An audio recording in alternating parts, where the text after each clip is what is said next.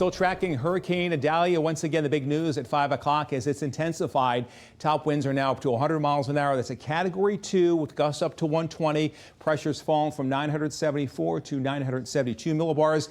And Idalia now 195 miles southwest of Tampa, Florida. Over 250 miles, though, away from us here in southeast Florida as it moves north at 16 miles per hour. Hurricane warnings from Sarasota through Pine Ridge, including Gainesville, Lake City, and the Tallahassee area.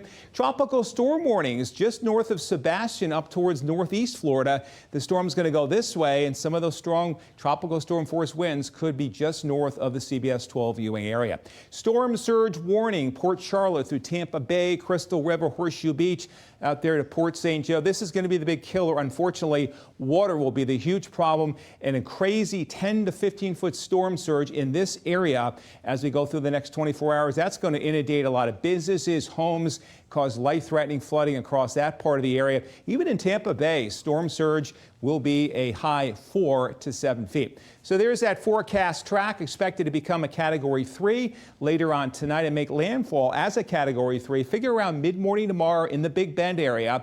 Move over South Georgia, move off the Carolina coast, weakening to a tropical storm by Thursday, and then kind of zig and zag out there across the Atlantic. We'll have to watch it thereafter. It's expected to intensify because conditions are becoming more favorable. What does that mean? Very warm water temperatures in its path in the upper 80s. The warm through a deep layer of the ocean, moderate to high tropical heat potential. And not only that, but the wind shear is going to lighten up. We see that yellow and orange, that's low to medium wind shear. So that's a very favorable condition for strengthening, as well as those very, very hot water temperatures out there. Now, the peak winds, of course, will be near the storm center, but down in our area, we could see wind gusts of 30 to 40 miles an hour across the CBS 12 viewing area, and Vitas Reed is here with more on that.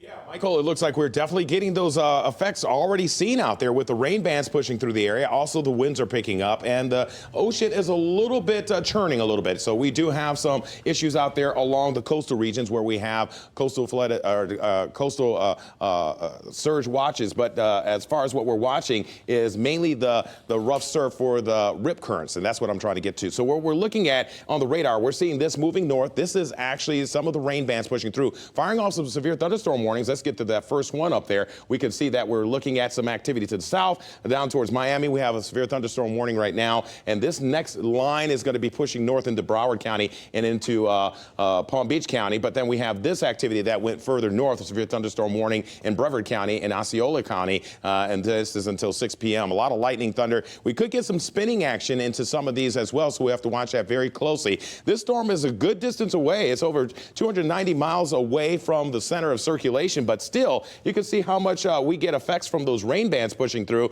up around our region. So we'll see that through this evening into early tomorrow morning. So the winds, like Michael was talking about, anywhere from 10 to 20 miles per hour, gusting right now 24 mile an hour wind gusts in Vero Beach, 29 in Okeechobee, 22 in Stewart, and 30 mile an hour wind gusts in Wellington. So breezy to windy conditions out there. And what I was telling you about the beaches, you want to watch out for the high rip current risk. There is a risk out there along the Treasure Coast and Palm Beach County. Also, we're looking at small craft advisories out there. I wouldn't take the boat out or go to the beaches for the next couple of days here. Looking at the timeline here, you see as we get to 10 p.m., more bands going through the area. We get to 11:30 a.m. in the morning tomorrow. We're still seeing some rain bands from this system once it makes landfall, moving to the north of us. So we're seeing in the area, what are we going to expect with the Idalia for Palm Beach County through tonight, tomorrow? We're looking at wind gusts up to 40 miles an hour, 1 to 2 inches of rain, no storm surge, which is good. Looking at Martin County, much of the same, gusting up to about 40 miles per hour to 45, 1 to 2 inches of rain, no storm surge. It's just the coastal concerns that we have along the beaches. As you go up towards St. Lucie County, we're looking at 1 to 3 inches. The further north you go, like Okeechobee, and also over towards Indian River County, you'll probably have 1 to 3 inches of rainfall.